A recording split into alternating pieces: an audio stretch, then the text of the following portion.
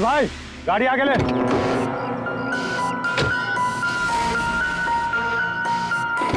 बोला ना तुझसे, गाड़ी आगे ले तो आगे ले। अरे भाई कैसे आगे लूं, गाड़ी खराब हो गई है ना। प्रॉब्लम बाद में देखना, धक्के मार के आगे लो पहले। थोड़ी आप लोग भी मदद कीजिए। हम क्या मदद करें, तुम जल्दी।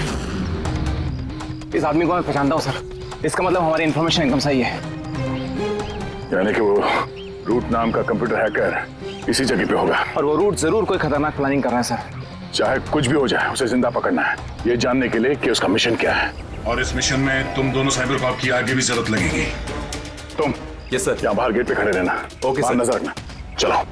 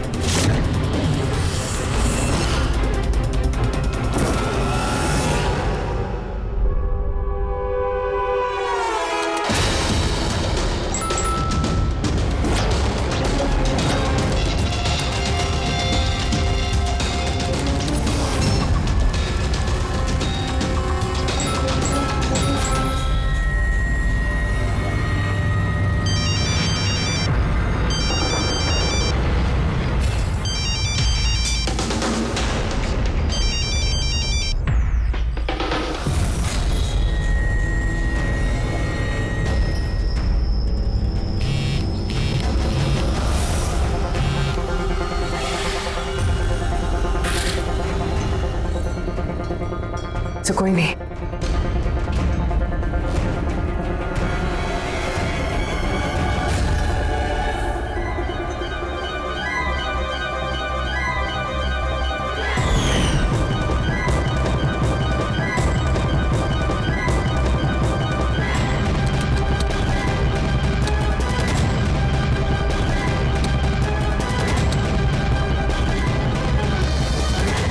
आप रेडी? सर सब जगह देख लिया, यहाँ पे कोई नहीं है। खबर तो गलत नहीं हो सकती, यहीं कहीं होना चाहिए। चलो देखते हैं।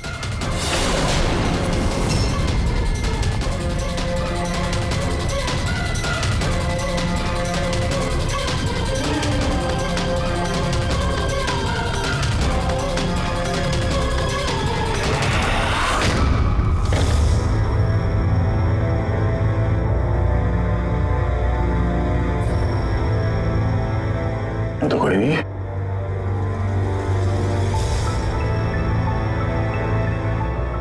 शहर अभी भी गर्म है, लगता है यहाँ पे कोई था अभी।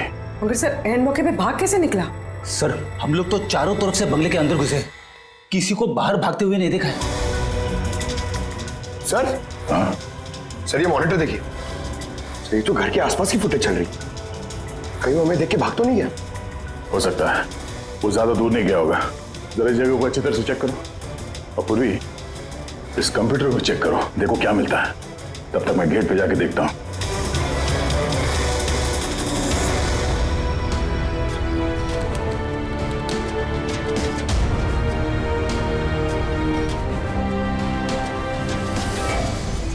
Mahesh, Mahesh, yes sir. ये रूट अंदर नहीं है, लगता भाग गया। तुम यहीं पे खड़े थे? सर मैं यहीं पे खड़ा था, मैंने किसी को नहीं भागते हुए देखा। तो यहाँ से कोई नहीं गया बाहर? नहीं सर। मेन गेट से तो कोई बाहर गया नहीं, पता नहीं ये रूट कहां से चला गया। सर बाहर पीछे की तरफ एक गेट है, शायद वहीं से भाग गया होगा। सर वो कंप्यूटर पासवर्ड प्रोटेक्टेड है, ब्यूरो ले जाना पड़ेगा। सर ये रूट जरूर अपने उसी खतरनाक मिशन को पूरा करने में लगा होगा। ये रूट को किसी भी हाल में जल्द से जल्द ढूंढना होगा। एक मिनट, पूरे घर में कहीं भी ये कारपेट नहीं है, और यहाँ पे कारपेट रखा हुआ, उसके ऊपर ये स्टूल। जरा हटाओ इसे। सर यहाँ पे खुफिया दरवाजा। बड़ी तुम यही रहो इनके साथ, हम लोग अंदर देखते हैं।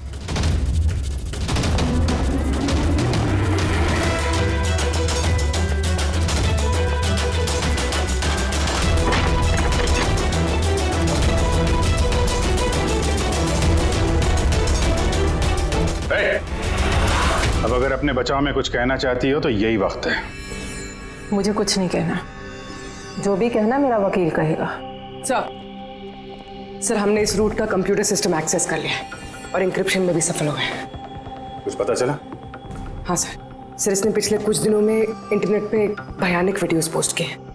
डार्क वेब पर sir. Actually dark web internet की एक ऐसी काली जगह होती है सर, जहाँ पर हर मुजरिम अपने गैरकानूनी कामों को एक टेक्नोलॉजी की मदद से अंजाम देता है, जैसे हथियारों की तस्करी हो, किडनी की चोरी या फिर किसी को मारने की सुपारी।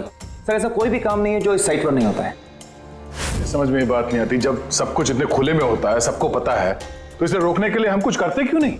सर ये इतना आसान नहीं है। एक्चुअली इस साइट पर जाने के लिए आपको एक कंप्यूटर सॉफ्टवेयर की जरूरत होती है, जो चुनिंदा हाई प्रोफाइल मुजरिमों के पास ही होता है। जैसे कि ये रूट। Yes sir. और सर जैसे कि हमें पता है कि इस डार्क वेब पे IP एड्रेस और यूजर ID ये दोनों गुप्त रहते हैं। जरा दिखा कौन से वीडियो डाले हैं इस रूट ने।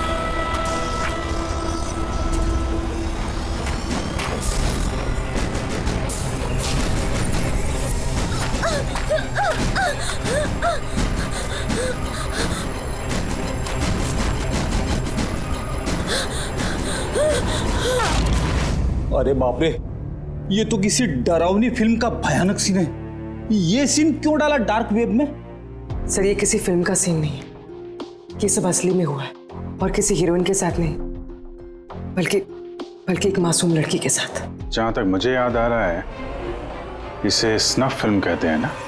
हाँ सर, बहुत बड़ी इंडस्ट्री है इन वीडियोस की। कौन है ये लड़की? मुझे नहीं पता।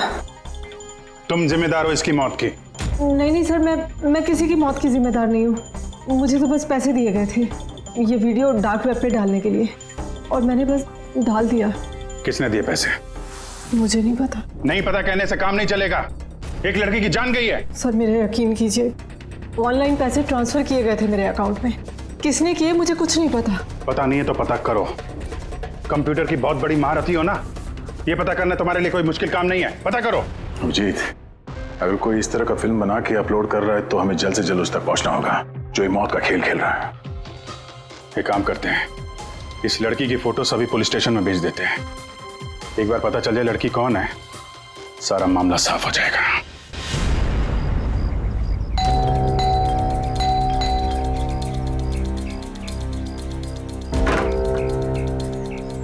जी कहिए, किससे मिलना है? ये रिया का घर है ना? हाँ, मैं उसका पापा। आइए। वो हम लोग CID से हैं। आपके लिए एक बुरी खबर है। आपकी बेटी रिया अब इस दुनिया में नहीं रही। पता है, मगर आप उसके मौत के 10 दिन बाद क्यों आए हैं ये सब बताने? आपको पता है कि आपकी बेटी रिया की मौत हो गई है? आप उस कार एक्सीडेंट की इन्वेस्टिगेशन के लिए आए हैं ना, तो आपको ये तो मालूम पड़ा होगा कि रिया का तो फ्यूनरल भी हो गया है। एक मिनट, आप किस कार एक्सीडेंट की बात कर रहे हैं?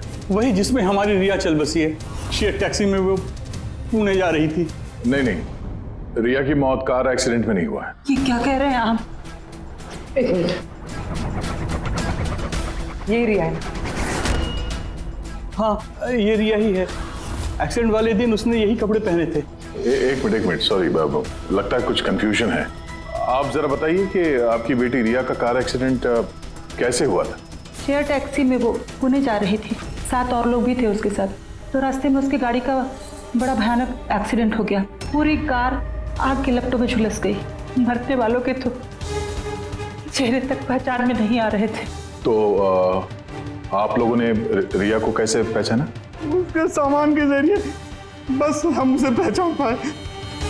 आपने ये नहीं बताया कि ये फोटो कब की है? वैसे हम लोगों को भी पता नहीं कि ये फोटो कब की है, पर पता चलते ही हम आप लोगों को बता देंगे।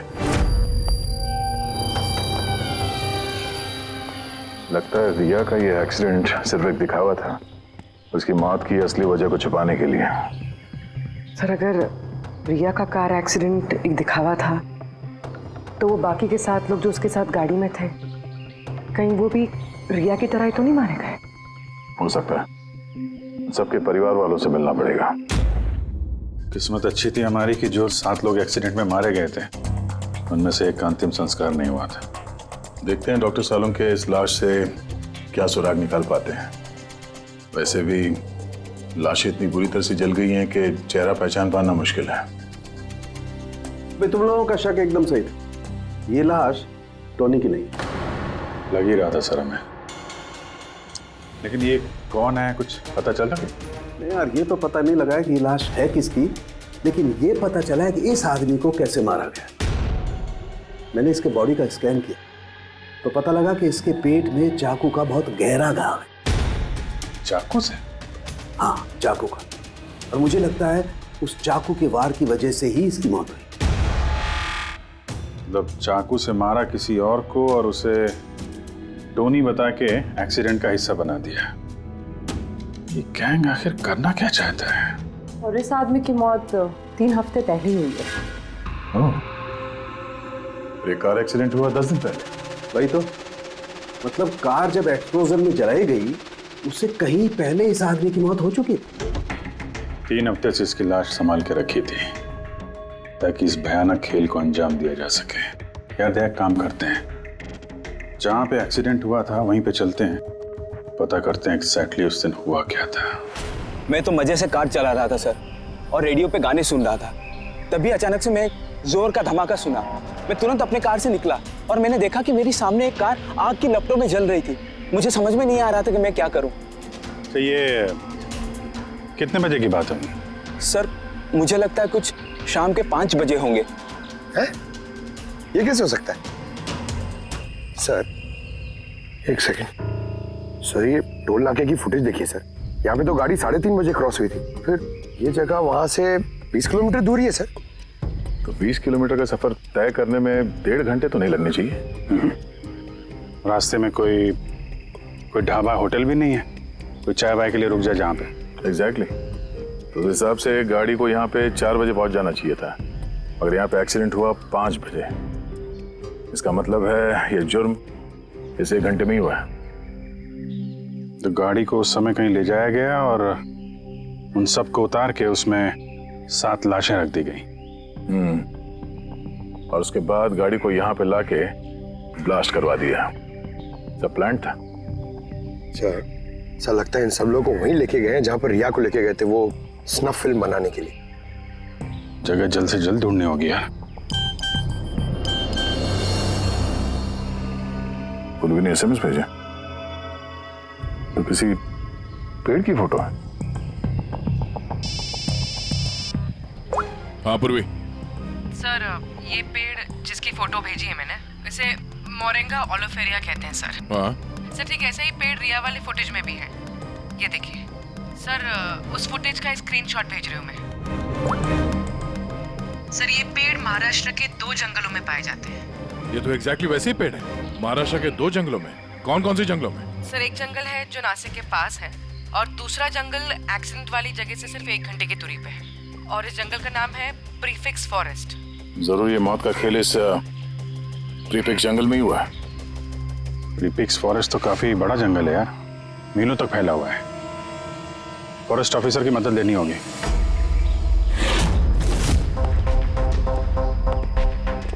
इस जंगल में ये सब हो रहा है, यकीन नहीं होता कि आपकी इंफॉर्मेशन पक्की है ऑफिसर? पक्की नहीं होती तो यहाँ तक आते नहीं हम लोग। आप बताइए कुछ हाल फिलहाल में ऐसी कोई घटना आप लोगों ने कुछ सुनी हो, कुछ देखी हो, जंगल के अंदर कुछ हुआ हो? बिल्कुल नहीं, और अगर ऐसा कुछ होता तो हम जरूर उस पर ध्यान देते। चलो कोई नहीं, फिर भी अपनी तसल्ली के लिए एक बार हम जंगल देखना चाहेंगे। श्योर।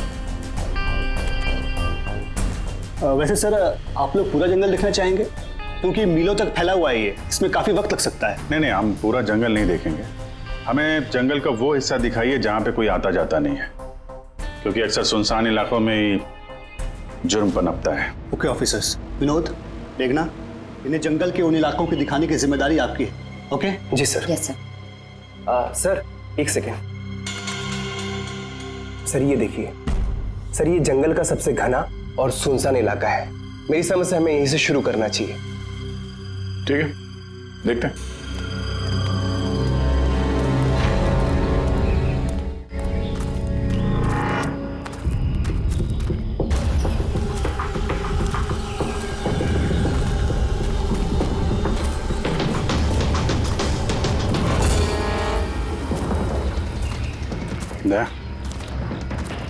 यहाँ पेड़ पे देखा?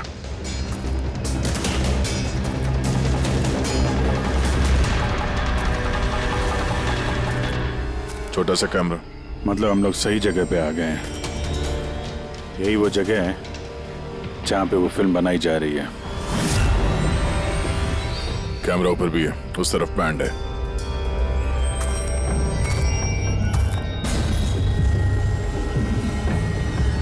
शायद इस कैमरे से कुछ पता चले उनके अड्डे के बारे में। नहीं अभिजीत, ये तो हाई एंड वायरलेस कैमरा है। इसके जरिए पता लगाना मुश्किल है कि इसमें जो स्टोर्ड फुटेज है वो कहाँ से ब्रॉडकास्ट हो रहा होगा, और इस जंगल में पता नहीं और कितने कैमरास हैं। देखते हैं, आगे शायद कोई कैमरा मिल जाए जिससे कुछ पता चले।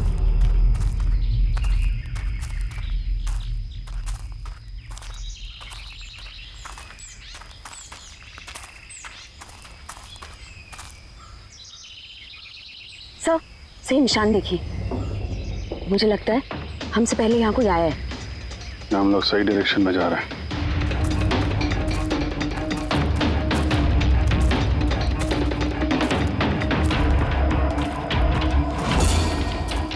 सर ये निशान यहीं तक है सर, इसका मतलब उनका अड्डा यहीं कहीं है।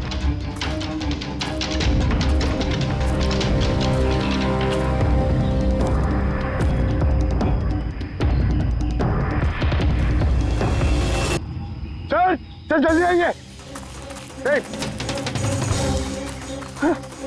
एक मिनट सर, एक सेकंड। घबराओ मत, हम लोग सीआईडी से हैं। उठो। सर आप लोग सीआईडी से, मुझे बचा लीजिए सर।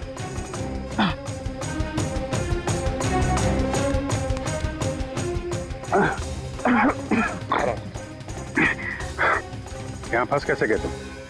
सर मुझे इस जंगल से बाहर निकलने का रास्ता नहीं मिल रहा। सर उस खूनी ने एक एक करके सबको मार दिया। तुम लोग यहाँ आए कैसे? हम शेयर टैक्सी में सवार होकर सफर कर रहे थे कि अचानक हमारी गाड़ी पंक्चर हो गई और कार रुक गई। सड़क पर पहले से किसी ने कीले और कांच के टुकड़े रखे हुए थे सर। फिर इसके बाद कुछ लोग आए जिनके चेहरे नकाब से ढके हुए थे, और जब तक हम कुछ कर पाते उन्होंने हमें बेहोशी के इंजेक्शन लगा दिए। और जब मुझे होश आया तो मैं इस घने जंगल में था सर। मैं ही जानता हूँ कि इस जंगल में मैं भूख प्यास से कैसे रहा हूँ। कभी लकड़ी खाई तो कभी पेड़ के पत्ते, और जब भी किसी के चिल्लाने की आवाज़ आती तो समझ जाता किसी की जान चली गई। यहाँ जगह जगह कैमरे लगे हुए हैं। तुम्हारी किस्मत अच्छी थी कि तुम उनके पकड़ में नहीं आए। सर पकड़ इसलिए नहीं पाए क्योंकि उन्होंने एक कैमरा मेरे कमीज के बटन में लगाया हुआ था, और वो बटन मैंने तोड़कर फेंक दिया। शायद इसी वजह से वो मुझे ढूंढ नहीं पाए। तुम्हें अंदाजा है कि बाकी के लोगों में कितने लोग जिंदा हैं अभी तक? मालूम नहीं सर, पर कल रात जब मैं पेड़ पर बैठा हुआ था मुझे किसी के चीखने की आवाज़ आई थी। न जाने वो उनको घायल कर रहे हैं या फिर जान से मार रहे हैं सर। किस तरफ से आवाज आई थी, कौन सी दिशा से, कुछ याद है आपको? मेरे पेड़ इस तरफ, शायद उस तरफ से सर।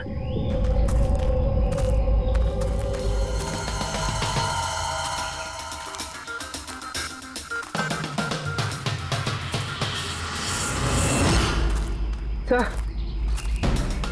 खून।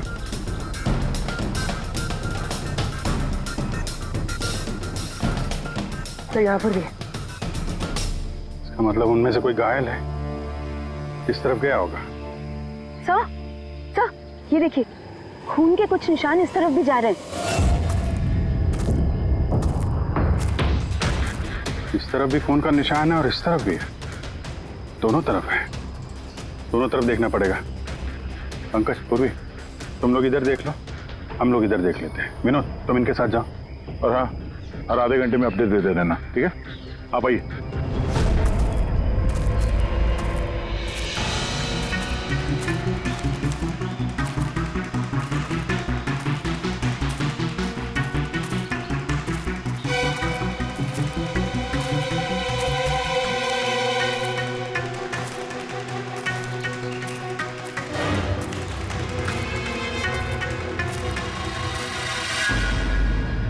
एक मिनट, वो क्या है?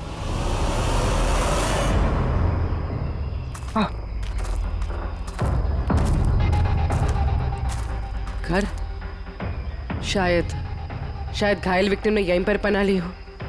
जंगल के बीच में घर, मगर नक्शे के हिसाब से तो यहाँ कोई घर नहीं था। हो सकता है ऐसे फिल्म बनाने वालों को ऐसे लोकेशंस की जरूरत पड़ती है ताकि उन्हें कोई ट्रैक ना कर सके। हो सकता है उस घर में जो घायल आदमी है वही मुजरिम हो सकता है पंकज, और ये भी हो सकता है कि आगे और भी कैमरास लगे हों। होशियार रहना।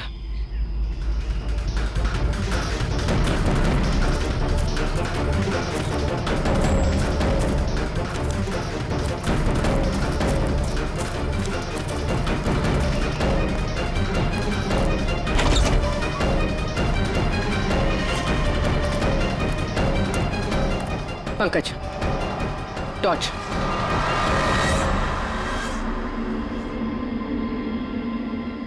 ये घर तो एकदम हिंदी फिल्मों की डरावनी पिक्चरों जैसा।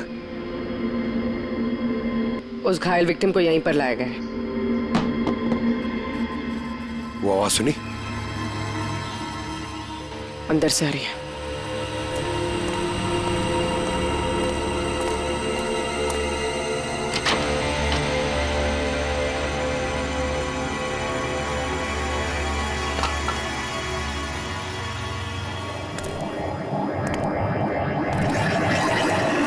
छोड़ दो मुझे जाने दो। बाहर आओ। मेरे पास मत आना, मैंने कुछ नहीं किया। देखो, हम लोग सीआईडी से, घबराओ, कुछ नहीं होगा तुम्हें। अच्छा।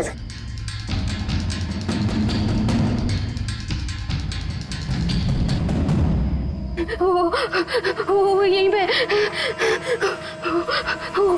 वो यहीं पे। अरे पूर्वी, ये लाइट कहाँ से आ रही है? पंकज, मुझे कुछ दिखाई नहीं दे रहा। अरे पंकज सर, पूर्वी मैम, पंकज सर।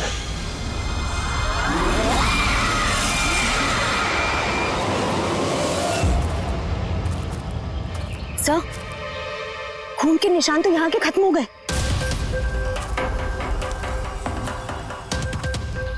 ऐसे कैसे हो सकता है? घायल आदमी अगर यहाँ पर आएगा तो यहाँ से अचानक कैसे गायब हो जाएगा? शायद वो मुजरिमों के हाथ लग गया हो, यहाँ इस पॉइंट पे पहुंचने के बाद। हो सकता है। पता नहीं मोहित के अलावा और कोई है जिंदा कि नहीं। 1 घंटा हो गया, तो पूर्वी और पंकज का कोई फोन कॉल नहीं है।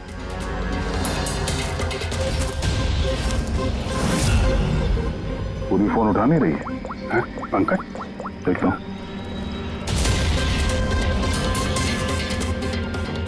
पंकज भी फोन नहीं उठा रहा है। अरे यार किसी मुसीबत में नहीं है दोनों? चलो चल के देखते हैं, चलो। यहाँ पे खून इस तरफ गए थे।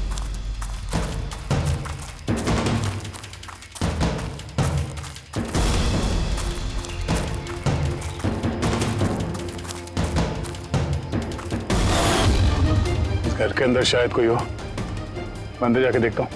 ठीक है, तब तक मैं यहाँ बाहर देखता हूँ।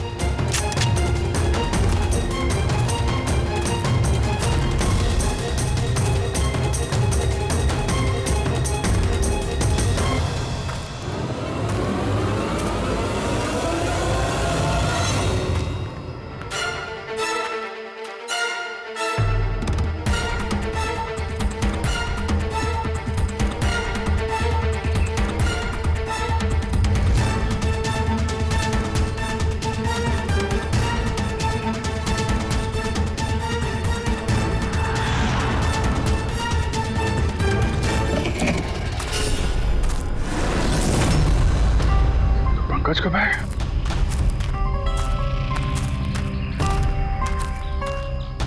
पंकज,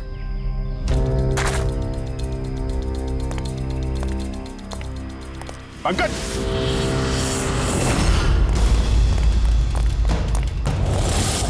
पंकज, पंकज, पंकज, कैसे? उठो, उठो, सर उठो। क्या हुआ? हाँ? सर वहाँ पे वो घर में गए थे सर, वहाँ पे एक लड़की थी सर। हाँ। सर बात ही कर रहे थे सर, पता नहीं एकदम से इतनी रोशनी आई सर कि कुछ दिखने नहीं, कुछ समझ में नहीं आ रहा था। वो घर से जैसे जैसे मैं निकला बाहर, शायद यहाँ गिर गया सर, पता नहीं, कुछ समझ में नहीं आ रहा सर, एकदम चक्कर आ रहा है। और पूर्वी, विनोद, वो कहाँ है? सर वो लोग पता नहीं सर, अंदर थे, बाहर निकले पता नहीं सर। ओह नो, क्या हुआ क्या तुम्हें? ये ठीक है, पूर्वी और विनोद मिले? नहीं, उस घर के अंदर तो कोई भी नहीं। ओह गॉड, उन्हें कहीं कुछ हो ना गया हो।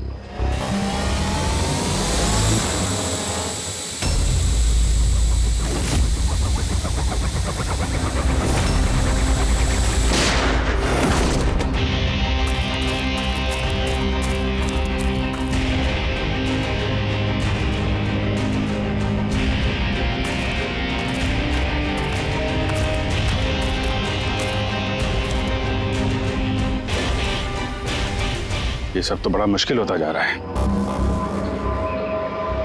हमें वापस जाना होगा। चलो। क्या मतलब? देखो दया, हमें ये नहीं मालूम है कि अपराधियों की तादाद कितनी है, कितने कैमरे लगा रखे हैं यहाँ पे, कितने हथियार हैं उनके पास, ऊपर से हम पे हर वक्त नजर रखे हुए हैं। अभी फिलहाल हम उनसे मुकाबला करने की तैयारी में नहीं है। और पूर्वी, उसे यहाँ पे अकेला छोड़ के चले जाएंगे हम? यार दया देखो, पूर्वी उनके चंगुल में फंस चुकी है, हम उसको बचाने जाएंगे तो हम भी नहीं बच पाएंगे। अभिजीत, क्या हो क्या गया तुम्हें? कुछ याद है सीआईडी में हमें पहले क्या सिखाया था? यही कि सबसे पहले अपने साथी को पीछे मत छोड़ना, चाहे वो जिंदा हो या मर चुका हो। अरे यार, हर लड़ाई रूल बुक के हिसाब से नहीं लड़ी जा सकती।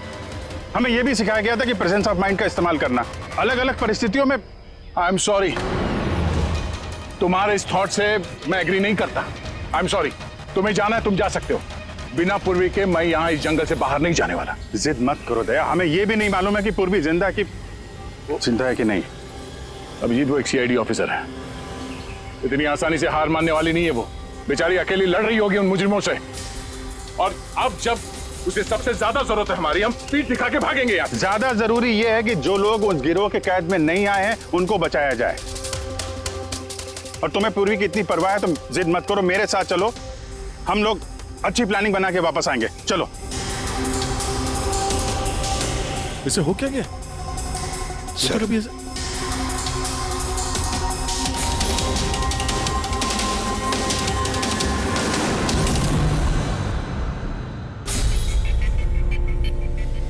सीआईडी के इतिहास में ऐसा पहली बार हुआ होगा कि सीआईडी किसी से डरकर दुम दबाकर भाग गई। हाँ सर, पहुंच गए आप? हाँ, बस उसी जंक्शन पे रहिए, हम लोग आते हैं वहां पे। अरे सालुके सर, आप यहाँ? मैं यहाँ। अरे अरे तुम्हें क्या लगा हम लोग पूर्वी को ऐसे ही छोड़ देंगे जंगल में मरने के लिए? हैं? तो आपका और दया सर का झगड़ा झूठा था। जब अभिजीत ने वहां पे कैमरा देखा तो उसने मुझे इशारा किया। पता नहीं और कितने ड्रोन लगा रखे होंगे हम पे नजर रखने के लिए। जो आदमी उस कैमरे के जरिए हम पर नजर रखे हुए था उसकी आंखों में धूल झोंकना जरूरी था, इसलिए। अब वो लोग ये सोच के बैठे होंगे कि हम लोग जंगल से निकल गए, थोड़े रिलैक्स भी हो जाएंगे। यही मौका है उन पे हमला करने का। अभिजीत ये लो, ये तुमने मंगाया था। ये क्या डिवाइस है सर? ये जैमर है पंकज। आसपास इस एरिया में जितने भी कैमरे होंगे सब जैम हो जाएंगे। अब वो हम पे नजर भी नहीं रख पाएंगे। और ये ड्रोन पे जो कैमरा लगा है इसकी रेंज 7 किलोमीटर सिर्फ। बैटरी तो खत्म होने वाली है। इसका मतलब अगर हम इसे नहीं पकड़ते तो ये वापस उनके अड्डे पे जाता बैटरी बदलने के लिए। जरा आईपैड निकालना, नक्शा निकालो उसमें।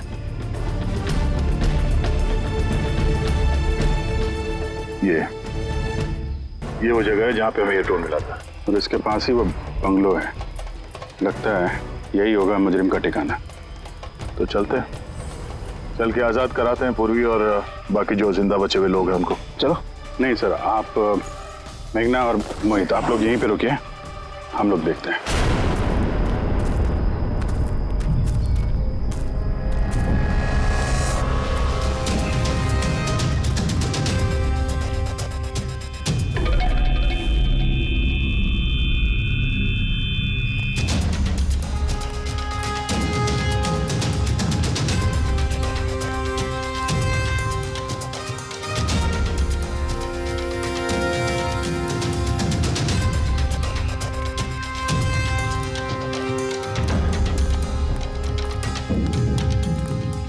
यार पूरा सिस्टम बंद कैसे हो गया? देखना कुछ। जैसे आवाजें आ रही हैं। कैसे हो सकता है पूरा सिस्टम?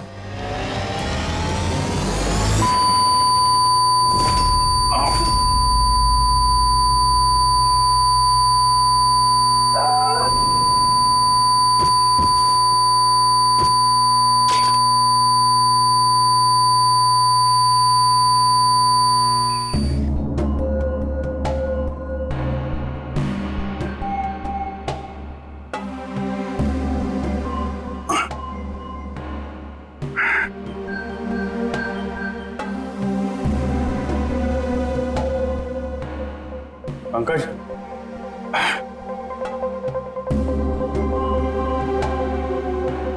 पंकज, हमारे स्वागत की पूरी तैयारी कर रखी थी इन लोगों ने। सर ये लोग अगर हमें मारना चाहते तो पहले ही मार देते। हमें मारते हुए क्या ये फिल्म बनाना चाहते हैं?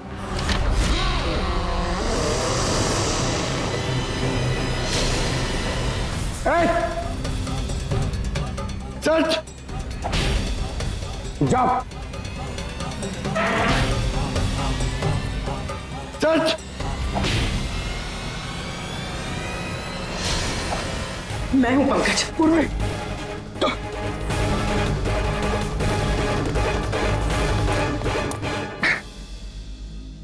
तुम ठीक हो? हाँ सर। वो लोग किधर हैं? सर उस तरफ।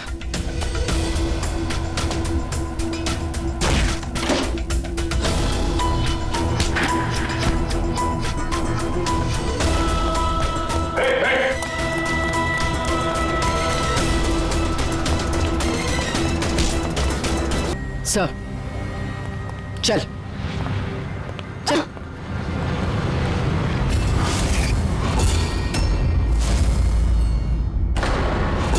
मेघना तुम? वाह, हमें तो लग रहा था कि हम मुजरिमों की आंखों में धूल झोंक रहे हैं। अब किसे पता था कि हम मुजरिम को अपने साथ ही लेके घूम रहे हैं। आप लोग यहाँ कैसे? किसने छुड़ाया आप लोगों को? सीआईडी को कैद करना इतना आसान नहीं। मौका देखते ही मैंने वो खिड़की तोड़ी और वहां से बाहर निकल गई।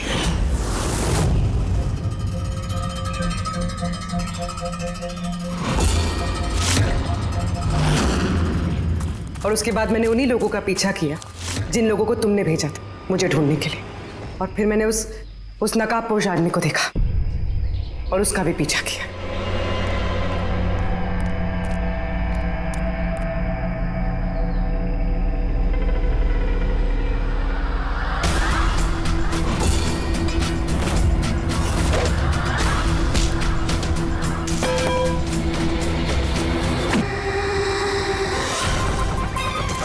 देर बाद जब मुझे होश आया तो मैंने देखा कि मगर इससे पहले कि मैं बाकी ऑफिसर्स तक पहुंच पाती, तुम्हारी उस सोनिक बूम वाली आवाज ने इन्हें बेहोश कर दिया था। वो तो मेरी किस्मत अच्छी थी कि मैं दूर थी और उस आवाज का मुझ पर कोई असर नहीं हुआ। और फिर मैंने सोचा कि क्यों ना उस नकाब को ही मैं अपना हथियार बना लूं। जिस बेरहमी से तुमने लोगों की जान ली है, तुम तो औरत कहलाने के लायक भी नहीं हो। अब ये बताओ, तुमने ये सब किस लिए किया? ये सब मैंने पैसों के लिए किया है सर। जितने पैसे मुझे इस काम के लिए मिल रहे थे ना, उतना तो मुझे अपनी जॉब में 5 साल में भी नहीं मिलता। और वैसे भी क्या फर्क पड़ता है, रोज इतने लोग मरते हैं, अगर 2-4 और मर गए तो क्या हुआ? तुम्हें शायद मालूम नहीं है कि तुम कितनी बीमार हो। बाकी लोग कहाँ हैं जो तुम्हारे साथ में थे? मैंने किसी को कोई नुकसान नहीं पहुंचाया सर, इतनी भी बुरी नहीं हूं मैं। और वैसे भी मैंने कोई भी खून अपने हाथों से नहीं करा है। मुझे तो एक औरत ने करोड़पति बनने का ऑफर दिया था, जो मैंने एक्सेप्ट कर लिया। कौन औरत? बहुत अजीब सा नाम था उसका।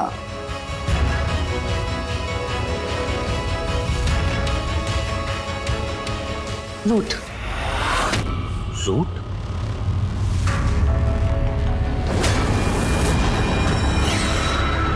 तो रूट है इस सबके पीछे मास्टरमाइंड। अब उसने ऐसा क्यों किया, उसका जवाब तो अब वही देगी। तो जहां तक तुम्हारा सवाल है, कानून तुम्हें कड़ी से कड़ी सजा देगा।